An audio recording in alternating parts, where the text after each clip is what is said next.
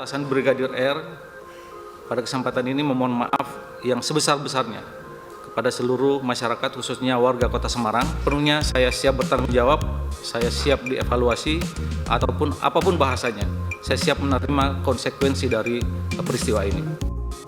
Kombes Irwan Anwar yang merupakan lulusan Akpol 1994 dan kini menjabat Kapolrestabes Semarang, Atasan Aibda Robik akhirnya minta maaf soal siswa SMK ditembak. Permintaan maaf itu disampaikan saat dirinya hadir rapat dengan pendapat dengan Komisi 3 DPR RI, Kompleks Parlemen, Senayan, Jakarta Pusat, Selasa, 3 Desember 2024. Kombes Pol Irwan Anwar mengaku siap dievaluasi dan bertanggung jawab penuh atas kasus penembakan terhadap siswa SMKN 4 Semarang, Gama Rizkinata Oktavandi, yang tewas ditembak Aibda Robik Zainuddin. Irwan sebelumnya seolah pasang badan tak memungkiri tindakan Aibda Robik teledor dalam menggunakan senjata api dan terlalu berlebihan.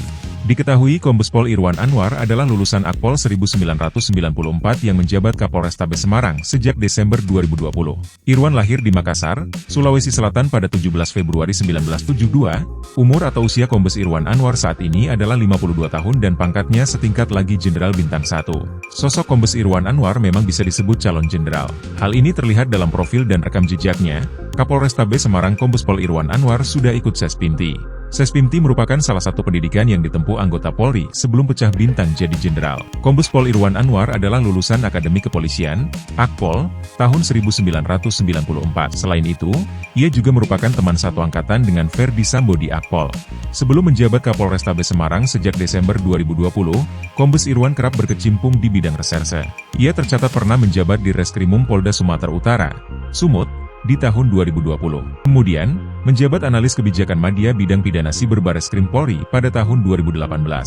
Di tahun 2017, ia pernah menjadi Kapolrestabes Makassar, Kasubdit I Direktorat Tindak Pidana Siber, Ditipid Siber, Bareskrim Polri, dan di Reskrimum Polda NTB. Pada tahun 2016, Irwan Anwar menjabat Kepala SPN Lido Polda Metro Jaya.